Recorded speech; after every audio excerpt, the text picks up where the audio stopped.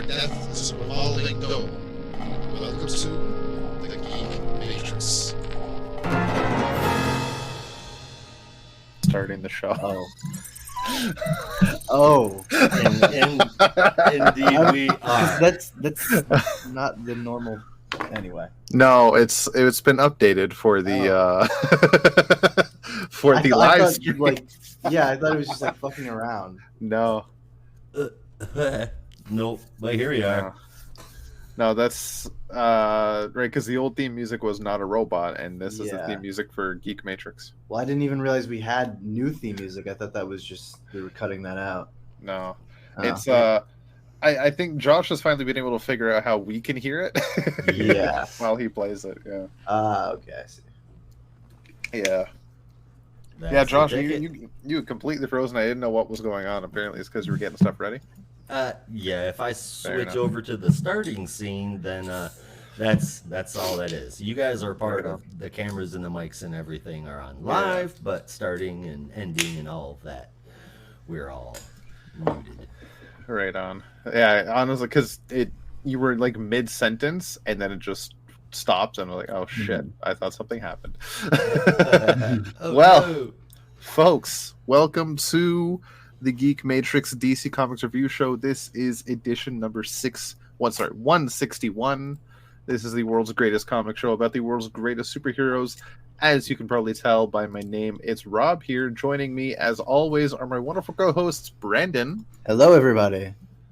and Josh. Howdy, howdy, howdy. Sorry, no dad joke again today. I dropped the ball. That's okay. I can pick up that ball. Oh, nice. So, I bought the world's worst thesaurus the other day. Oh, yeah? Not only was it terrible, but it was terrible. Oh, that one is fantastic. And did you hear about the breaded chicken that was also involved in a drive-by shooting? No. It was schnitty schnitty bang bang. Jesus Christ. Oh, God. Well, I think you've joined me on the bad joke mountain. I used to be on it, and then I started hosting, and you took over. I missed it. I feel like I'm home. There you go. It's great. It's a great feeling. All right. I think that got the show started in I good believe so. spirits. Yeah. So what's going on with you guys? Anything exciting? Any newsworthy stuff? Anything interesting? Anything to talk about? I don't really have anything. I've been so busy this week. I haven't really had time to check. Actually, I wanted to bring up one of the solicits from last week that caught my eye, and I forgot to pull it up. It's something to do with Batman meeting Santa Claus. Oh, boy. Oh, yeah. Batman Santa Claus Silent Night, number 1. There you Oh, go. for crying Written out by loud. Jeff Parker. It's a it's so silly that I can't wait to read it. The 4-part crossover event of a generation begins when a not so jolly Saint Nick hits Gotham City to investigate a brutal crime in the days leading up to Christmas. And apparently one of his former students is Batman. Oh, that makes sense. Yeah. So Santa Claus is coming to town to Oh, boy. solve a murder. I am so excited because I love campy shit like that. I really do. That looks amazing. Well, fingers crossed, right? Mm. I definitely will happen.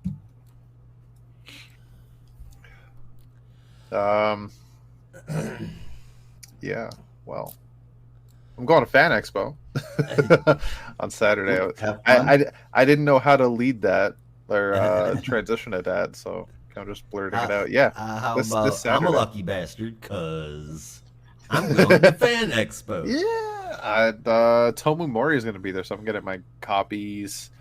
Well, no, he didn't do 131. So Batman 127, which I got signed by Chip Yes. Zdarsky. We're going to get signed by Tomu Mori. And Jorge Jimenez, I'm coming for you next. Well, hey, if you want a trip to New York, you can meet him this October. I would love to. Join me in the. This will be the 3rd annual trip to New York Comic Con. It'd be a pleasure to have you.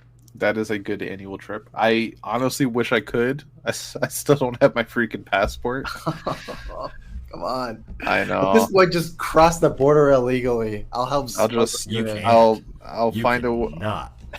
No. I swear to you, that Canada border is more protected than any other border in the world, man. I don't know why either. Yeah. You used to be able to go over it without even a passport. I used to drive over every single weekend when I was 19. Because, the drinking laws. Yeah. Yeah, I never had to. They'd be like, "Where are you going?" To the bars. You staying the night? Nope. got anything you want to declare?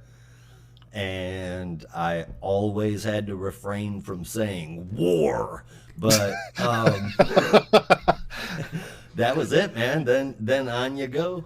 That was it. Yeah. Now it's I need your passport. Yeah, I need there's one of the crossings though was like worse than the other one. I think it's U.S. into Canada now is worse than Canada into, or maybe it's the other way. Canada into U.S. is harder than U.S. into Canada. No, U.S. It's into the Canada. other way. Yeah, It's harder because they gotta like do a complete search, like sniffing dogs out, open everything. Like if they suspect, even if you're in a family of 4, you got to get strip searched. Like, yeah. You want to hear something horrible and embarrassing Always. as all hell? Definitely. So I had a second job at a video store when I was 19. I mentioned that I went over there every single weekend. Well, one time I came back and I may have been a little buzzed and hesitated into going the right lane. So they asked me to step out of the car. I passed the breathalyzer, no problem, but whenever they pull you over, they always pull everything out of your car. Uh-oh. Well, that Friday night, the video store had shut down its porn room. And on Monday, I was supposed to deliver it to the main store, the main headquarters in Detroit. And like I said, it was a Saturday beforehand. So here I am, a little buzzed at customs in front of everyone with about 300 porno tapes laying all over the ground, being poured out of my trunk.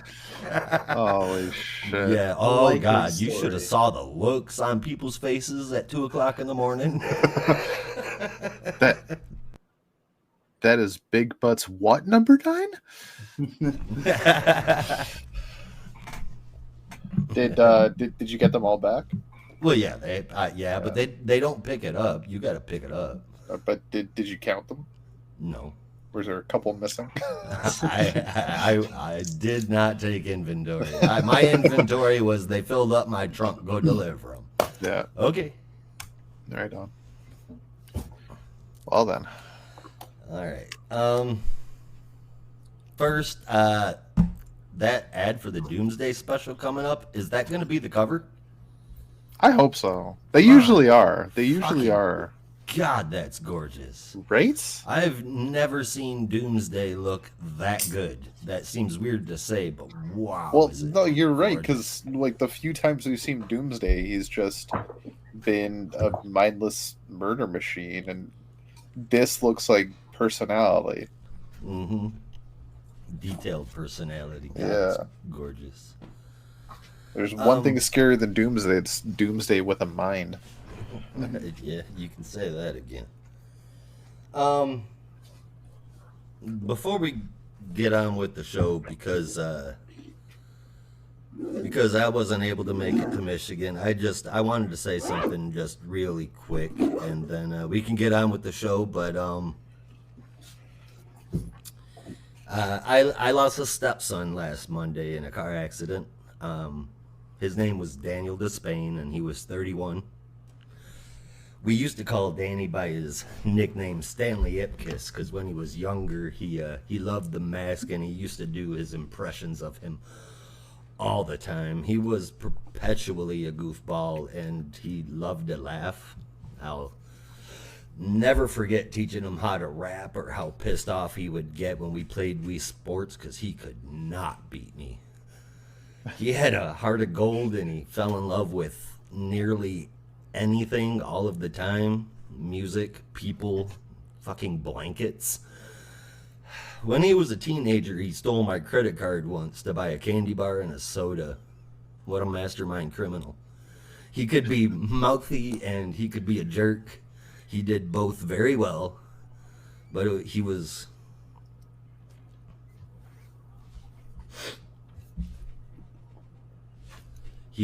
even better at being a fun.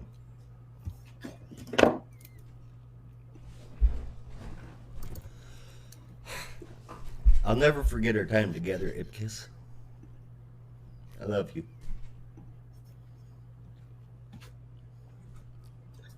Sorry, I was supposed to keep that together. It's okay, man. I get it. Yeah, no, it's you gotta let it out. Oh, I've been doing that since Monday. But all right, moving on. We got some honorable mentions that we will be talking about in the bonus show. Or I will. Batman Beyond, number 2? Think so. Batman Beyond Neo Gotham, number 2. Yeah. Batman The Adventures Continue, Season 3, number 7. Batman The Brave and the Bold, number 4. Dark Knight Steel, number 12. That's the end of that one. DC RWBY, number 7. Also the end on that one. And 2 more finales. Night Terrors Angel Breaker and Night Terrors Harley Quinn, both number 2s. You're going to have to turn into the bonus episode to see what we thought about those. They don't get quite as much time as the other books, but you'll hear about them and why they got the scores I gave them. Ooh. Oh, that was weird. Oh, excuse me. Yeah. Oh. That looks like bad ingestion. Yeah. Oh, that was like a weird burp with some acid reflux. That was weird. Oh God. All right. Yeah. Well, that is the honorable mentions. I guess with that, we'll jump right into our main reviews for the week. Starting off with Action Comics, sorry, not Action Comics, Night Terrors, Action Comics number 2. I guess that's just hopeful thinking on my part. I can't wait for next week. Night Terrors will be over, and we get a Doomsday special to boot. I am sold for next week. But anyway, for now, it's Night Terrors, Action Comics. No, wait. No, I had it right the first time. Night Terrors, Action Comics number 2. Oh, goodness. This is written by Leah Williams with art from Vasco Georgiev, colors from Alex Guimaras, and letters from Becca Carey with a very nice cover from Rafa Sandoval and Matt Herms. Nice duality on the cover there. I really like that. We open up where we left off in issue 1 with Paige is still trapped in this machine of some sort. And she's going through the motions in the dream sequence, keeps resetting, reliving, reawakening, and re-dying through various, many different methods, I guess. Every time she goes through a new dream sequence, some other way gets the best of her. And just it gets in her way every step of the way, to the point that she realizes maybe she needs to just give up, and she does, but it still didn't work. She still hasn't woken up. Then she realizes she needs to maybe go another route, and it is and that is to find the source. And she finds the middle of this spacecraft that she recognizes she's on, a Kryptonian spacecraft, is the machine she keeps waking up in, and realizes this being the source of energy, if she can destroy that, maybe she'll wake up. She does, and she does. She instantly goes to find Omen, wakes her up, and everything's hunky-dory until she takes a shower, gets dressed, looks out the window, and there's a nightmare storm outside her window. It's not over yet. To be continued next week in Night Terrors, Night's End. And in our backup for the week, written by Philip Kennedy Johnson with art from Nico Suayan and Fico Ossio, colors from Romulo Fajardo Jr., and letters from Dave Sharp. This finishes off our story with the Super Fam, with Osora and Othora, Natasha, Connor, and oh my god, Superman of China. Keenan Kong. Thank you. It's always on the tip of my tongue. Where they're having Keenan and Kel from everyone's favorite Nickelodeon show, Keenan and Kel. That's a good point. Speaking of Keenan and Kel, did you see Welcome to Welcome Burger? Good Burger's getting a second movie? I didn't. I'm not surprised, but I don't even. Yeah, I haven't seen the trailer yet, so I don't know. I don't know what to make of it yet. I haven't looked at Good Burger ages. I figured that they were going to be bringing that back because last year they did a Keenan and Kel skit on SNL. And in 20-something years, Keenan's never done a Keenan and Kel skit. And they brought everybody back for it. I'm like, oh yeah, something's happening. That's awesome. Welcome to Good Burger. Yeah. So now I'm not trying to give anything away here, but the one. So keep in mind, I haven't seen anything with Good Burger since like it came out, so I'm not so brushed up on it. But yeah, Cal's character, he's dressed in the burger outfit, like his like restaurant suit the entire time. Like everywhere they go at like a fancy restaurant, for a stroll in the park, at like the DMV, he's constantly in that uniform. And I don't remember if that was a thing in the first Good Burger story, but I feel like they both wore it everywhere, didn't they? Yeah, I don't remember. It's been so friggin' long. So fucking long. But I just thought that was so ridiculous. Yeah.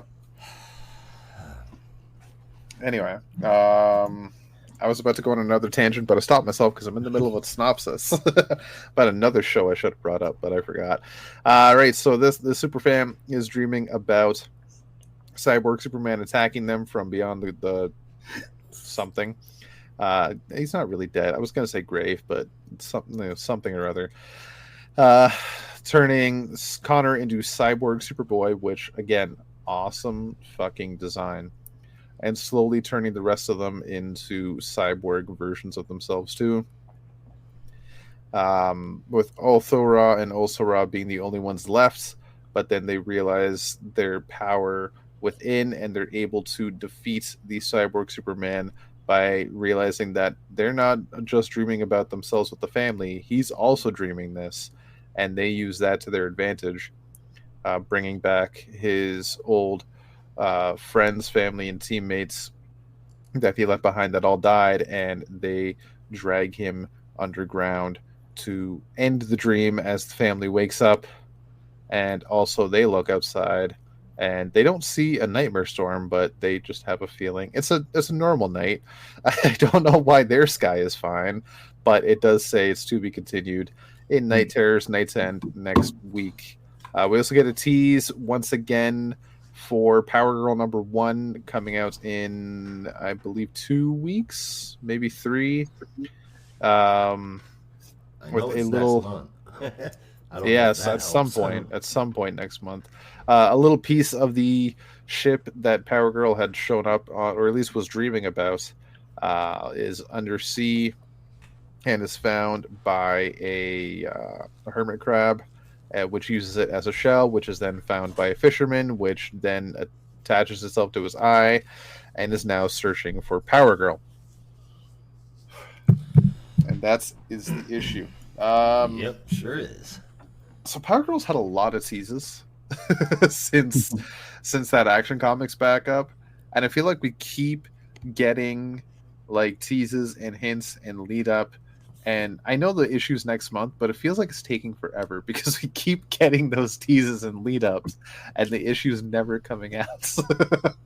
It better be a damn good book to have so much lead up to it. and I think it will be, because that Action Comics backup I thought was really good, and this story ultimately, while it was just like a little thing for Power Girl, at least it had some kind of payoff, because you will get more payoff in Power Girl #1. So I really appreciated that. I enjoyed it. The art was really good, and the Super Fam secondary story in this from Philip Kennedy Johnson, I just, at this point, I love seeing that family interact with each other.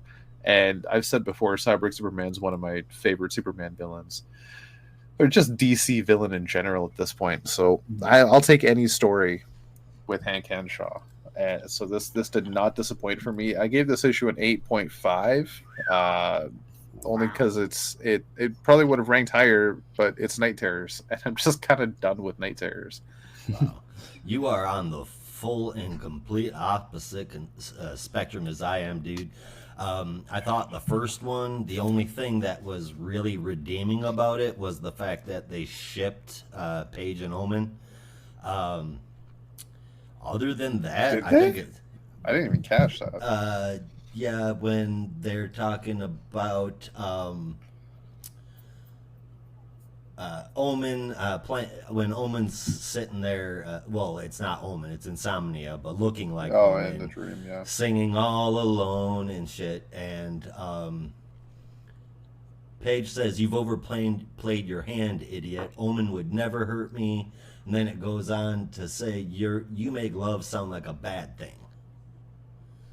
So I'm going to say that, given that they mention that and the fact that we see them in their shared apartment together only, I'm going to assume that means they're shipped. Oh, okay. No, yeah, I remember that. I just took that as like platonic love, like best friends. But maybe, yeah, like that'd be interesting. I'm all for that. Her and Omen would make a good pair. Yeah.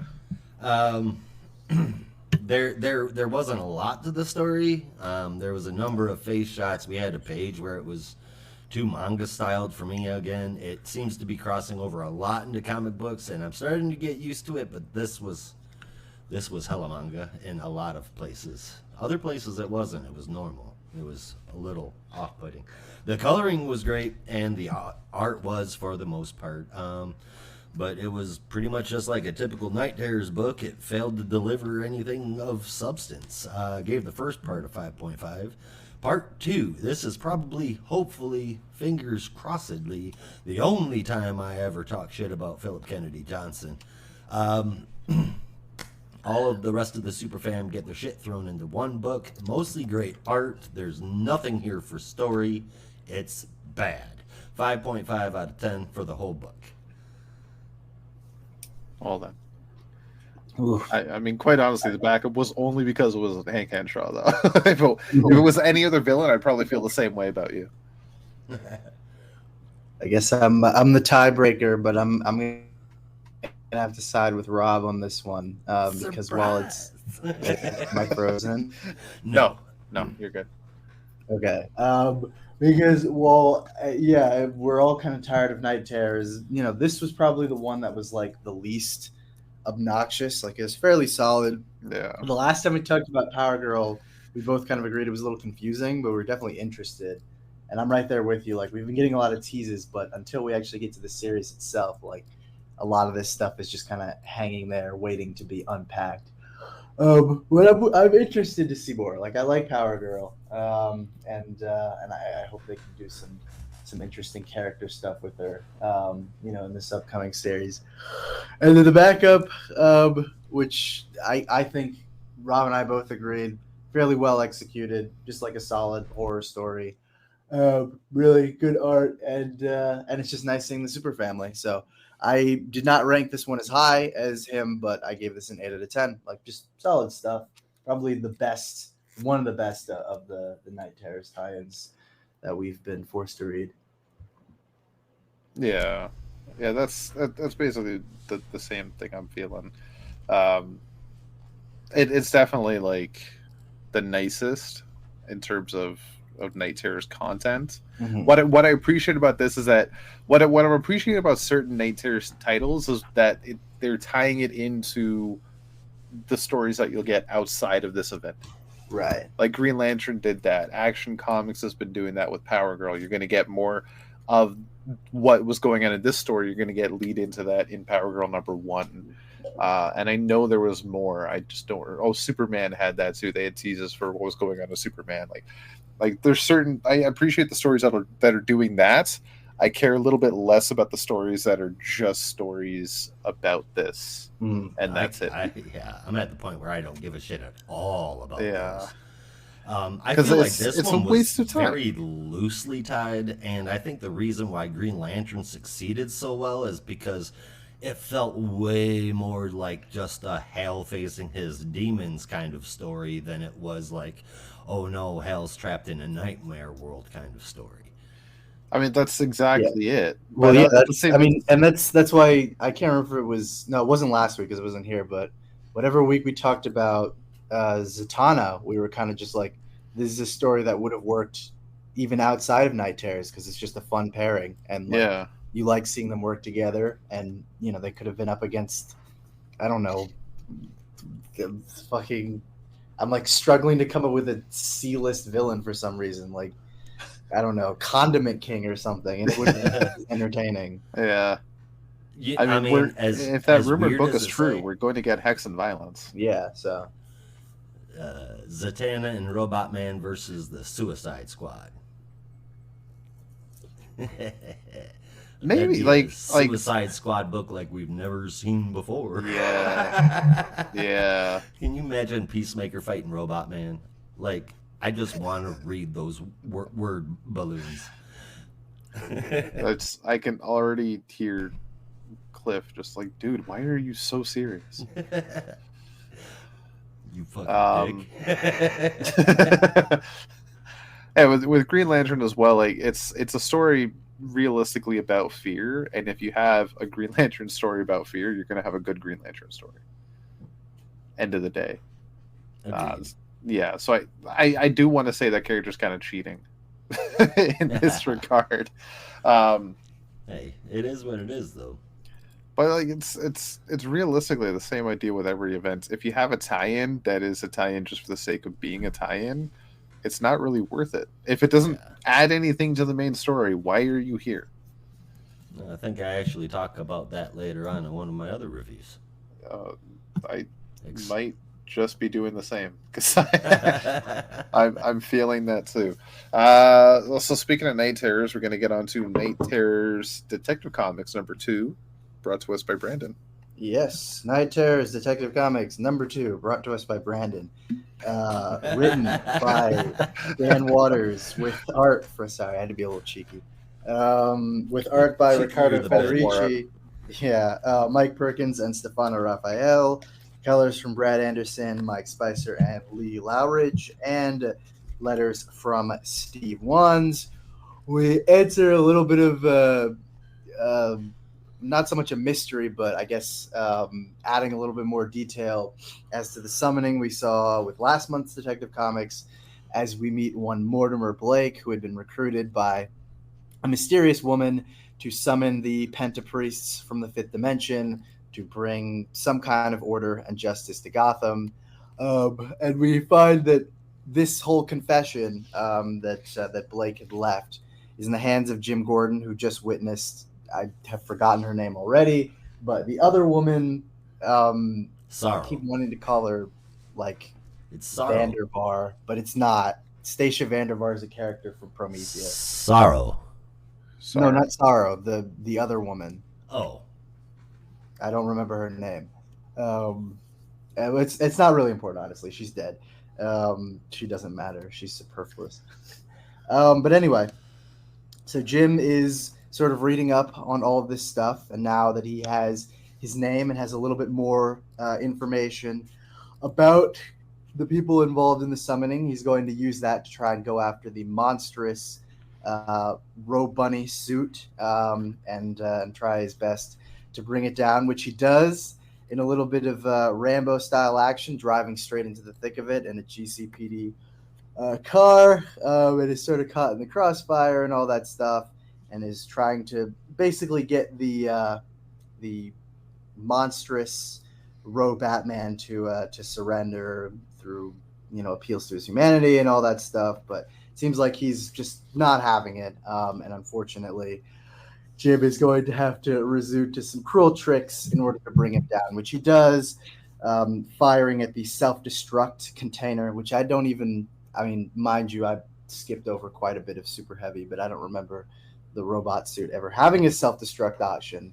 But in any case, Jim shoots that, it detonates, it manages to take out the monstrous version of this man, but also at the cost of blowing up half his face, and ultimately leaving him more and more wounded. Jim has a conversation with the Pentapriests, and they sort of reveal to him who had originally given these 3 good people of Gotham the information about how to summon the Pentapriests. And there we find out that it was Barbara Gordon all along. Oh my God, how could this be? Unfortunately, Babs, in a kind of a moment of last grief as she's also dying, reveals that she was kind of the one who had found the clock on the dark web and was the one who kind of instructed the good people of Gotham on how to bring the Pentapriests into our dimension. But before Jim can get any more questions or even process just what the fuck is going on, Jim wakes up, or rather the Pentapriests wake him up, and he's sort of just left contemplating the horrible nightmare that he'd had. Tries to call Barbara, but she doesn't pick up because it's the middle of the night, and he's just left in his feelings. And in our little epilogue, a mysterious man shows up, presumably in some clock shop or clock store, maybe in or outside of Gotham, and is inquiring after the mysterious clock that we saw summon the Pentapriests, and is, presumably going to acquire it and use it for his own nefarious purposes. And that is Night Terrors Detective Comics number 10, a book that is gorgeous to look at, okay in story, has some nice poignant moments, but overall is not all that memorable. So I originally gave it a 7.75 out of 10, but going through Riccardo Federici's art, it's just breathtaking in some panels. So I have to give it an 8, but I wish I could speak as highly as the story as I do on the art. I did give it a 7.75 as well, but I was mostly because of the art and the fact that I did enjoy Super Heavy and I liked Rookie. So having Nightmare Rookie was kind of cool. Oh, look at that. All our viewers left. Every damn one. I didn't say it was your fault. I just thought it was convenient timing. That's all. Well, that's it was just nonstop, just boo. Okay. You liked Bat Bunny? I Don't know. call it Rookie. You heard me call him Ro Bunny. That was like a very derogatory term because Yeah. it looks like a robot bunny. I call him Batty Darko. I get it when it comes to fans of later Scott Snyder Batman. I know Rob's just like, I've heard all the complaints before. I know there are 2s of us. That's it. Literally like 2 of you. You're loosely connected on Reddit. I can't wait to actually the viewership of, or not the viewership, the readership of Batman went from like 100K to 2 for about a couple months. Yeah. But just for this injustice to Jim Gordon as Batman, I'm going to reread Super Heavy tonight. Oh my. I enjoyed it that much. I was all for Jim Gordon as Batman. A bug. Anyway. Well, that's insane. But yeah, I enjoyed Nightmare Rookie. I thought that was cool, even though it wasn't really Bat Bunny suit. It was some dumbass. And the art was quite good, but I'm actually gonna like it really was not that memorable. I'm bringing it down to like a 7 out of 10. Like it's exactly what I was saying in the last issue, like in the Action Comics review we were just talking about. Like this had no purpose, it had no meaning, it had no rhyme or reason to be a story apart from the fact that Night Terrors was out and Detective Comics is a like main series, like a mainstay title. So we need to have a tie-in for Detective. No, you don't need to have a tie-in for Detective Comics. If you don't have a story, you don't have a story. This is a story that existed because Night Terror started, but it's not. Are you telling me that you didn't want to read a story where Jim and Barbara start cracking for no reason? I mean, I don't hate the idea, but it's just like I'm definitely with Rob on like what was the point of this? Like if you just wanted to tell a nightmarish story about Jim Gordon, just make a Detective Comics annual with this team and just have it be a solo one-off story. But they're like marketing it with all this Night Terror stuff, and it's just like, what's the point? There's no purpose. It's just there to kind of fill space.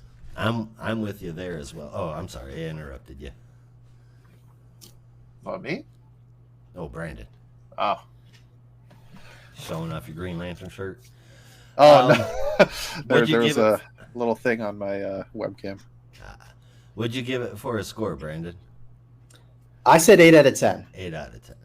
All right. I believe Rob said 7.5 out of 10 or 7.75 out of 10 and then lowered it to 7. Well, I'm with you guys as far as the team. The team is great.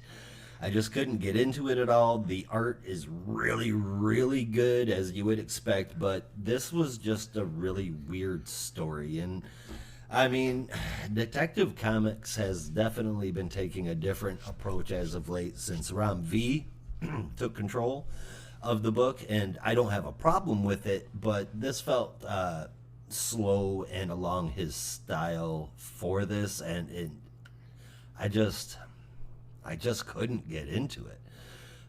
That's really all I got to say about it. This definitely could have been skipped. The art threw it through the roof, so I gave it a 6 out of 10.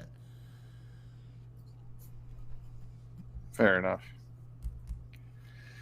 I think we're all pretty much on the same page, though. Roughly, yeah. Roughly. But my just a comic book score is 5. I mean, it's still under the same idea. Yes, sir. In a way. All right, and that'll lead us into our last book for the main show, Unstoppable Doom Patrol. Finally, something good. All right, number 5, written by Dennis Culver, art and colors inside and on the cover from Chris Burnham and Brian Reber, Pat Brazeau on letters. The insane story continues in Unstoppable Doom Patrol. In New Poplar, Illinois, the home of the Metagen Corporation. The team is engaged in the town, but on the other side of things, the Chief, Flit, and Niles Calder go in the back way to the company that has been turning powered people into weapons. The CEO, Brian McLean, who just sounds like a dick, sets the whole town up as a trap to lure the Doom Patrol there, sending false info to Mento because Mento is kept so powered down. He can't tell that it's bullshit. McLean uses tech to knock out Flit and Chief and put some power-reducing collars on him, and then starts his sales pitch to Calder. He wants to hire him. Turns out that the research that Metagen is doing is built off of the catastrophe theory, and the catastrophe theory is what Calder used. Basically, that the catastrophe theory is what caused the origin of the Doom Patrol. He made a prototype, McLean did, Meta Woman, and that didn't work out so well. She was sent out to take down the Doom Patrol by lethal means if necessary, but then has a reaction to the experiment and turns into a wart-covered blob. While the sales spiel is going on, Calder's chair finds the suppression collar's frequency and releases Flit and Chief. Flit tears McLean apart after it's revealed that he's a robot, but not before we find out that Metagen's experiments are funded by Amanda Waller. I'm not a Burnham fan. I'm just not. But this dude was made to draw Doom Patrol. His wacky style fits the wacky book perfectly, and though the story is nuts, Dennis Culver is nailing it as Doom Patrol. I really like this, and there's only 2 more issues to go, so that sucks, but I won't put that into the score. 7.75 out of 10.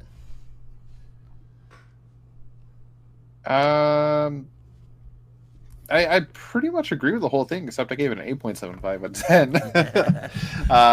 The only thing I think that stopped it from getting a 9 is the fact that what I realized in this issue is that each issue feels like it's jumping in starting in right in the middle of a story. That's a Doom Patrol trademark. Yeah. Well, I don't know about that. Well, I mean, it happened. It's not like it's unfamiliar territory. Like it's an interesting story. It doesn't just completely leave you in the cold. I'm not saying this story did, because it definitely feels like we've been following a linear narrative. But I would say usually most maybe with the exception of like a couple of one and dones from the Morrison and Pollock run, but usually that's like it has a pretty clear start. Anyway, like you're definitely getting the whole story here across the 5 issues you've had so far, but it just feels like you're missing pieces, because it's like the issue ends where it's supposed to end. I mean, there's a clear ending, but like you feel like you've missed the beginning. Yeah. Because there's no lead into this mission that they're going on. There's no lead into like what they're doing there, why they're doing it, and you kind of just picking those pieces up along the way as they're doing the mission. And it's a really weird storytelling method, but I don't hate it. It's just really awkward for me. I just feel like I'm missing a chunk of story. It's different for Culver to write this way too, but I'm enjoying it. Yeah, it's like it's still really good. That's part of the note that I had about that. It's still really good, and the plot is getting thicker here. Like we're getting a lot more of the overall plot leading up to the end in issue 7, which is only 2 issues away. It feels like there's so much more to see. I want this to go on longer. Well, I'm a little concerned because I mean, it feels like there's a lot of stuff that they want to touch on, but they probably won't have time because they've been teasing, the conflict with the chief, the conflict with Jane's Underground. It sounds like a band. Jane's Addiction, Jane's Underground. I've been caught stealing. Yeah. And then I was trying to. They were teasing the other thing with the what's the like secret agent who's been working with Peacemaker. I'm forgetting that Worm. I think his name was. Oh yeah. And then the General Immortus thing. So I don't know how they're gonna wrap all this stuff up in like 3 issues. Not a lot of time. Yeah. Maybe we'll get lucky and it'll get extended to 14, because that's about how many it would need to address everything. Yeah, satisfactorily. At least. I guess I would have expected to have heard something by now, but who knows? Yeah, you really would have with 2 issues left. Yeah. I guess that's wishful thinking. Poison Ivy, I think, got extended with 1 issue left. So yeah, and I'm trying to remember when Swamp Thing got extended. I think that was also like 1 issue left or something. That might have been a little bit later. Yeah. No doubt that Swamp Thing and Poison Ivy have more readers than Doom Patrol, unfortunately. Oh, but that might not be the case with TV show fans picking it up. Exactly. And the cast is all here, so that works. That's it. Yeah. Brandon, did you give your score? I did not. I gave this one an 8.5. I'm still just having a really fun time with this series, a lot more than I think I expected when initially started. But yeah, no, I mean, just another solid entry. Again, I wish there was a way they could kind of keep it going so they could really explore a lot of this stuff. I hope they don't drop the ball on it, but the biggest would take at least 3 issues. Yeah, but the big mystery that I kind of was like, Oh, I really hope they can do more with that because it's a concept that's always been fascinating with the character. But with Jade taking on the new chief persona, I was like, okay, are they going to maybe? You don't need to explain it in depth, but maybe give a little bit more background on it. But I get the feeling it's just that's going to be like a neat little novelty for this series, and then if we ever see it again, we'll be lucky. Yeah. I mean, after the tease they had that there's a little more going on than we might suspect. Yeah, it would be nice to get a little bit more on that plot, but hope so. Yeah, we'll see. All right, anybody listen and rally to DC behind Doom Patrol and tell them we need 5 more issues of this. We mean DC Comics, not DC Washington. Yeah, please. We don't need another one of those. Jesus Christ, no. All right. Oh boy, oh boy, oh boy. Yeah. Well, I guess that's it for the main show, huh? That's pretty quick. We got 3 issues. I ranked them Action Comics in 3rd, Detective in 2nd, and Doom Patrol in 1st. I'm pretty close to that. And honestly, I feel like the best Beast Girl pouting that she couldn't get into the fight. She says, I want to break stuff too. That was my favorite moment out of all 3 books. Yeah. That almost made my favorite moments, and then I didn't have one. It's just like it was maybe my favorite moment of the week, but I feel like it didn't really have like a best moment vibe to it. Apart from that, there wasn't really anything stand out for me in terms of favorite moments. And my top 3 is almost the same as yours. I had Action Comics at number 3, but instead of Detective Comics, I had Dark Knights of Steel number 12 at number 2, and Doom Patrol at number 1. All right. Nice. For me, I had. Sorry. I had KT Detective Comics number 2 at 3, KT Action Comics number 2 at 2, and Unstoppable Doom Patrol number 5 at number 1. Now you heard it here first, folks.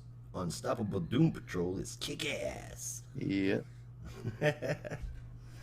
That it is. All right. Uh-oh. Well, looks like Rob disappeared somewhere real quick. Not sure where he went. But I will do my best to bring him back real quick.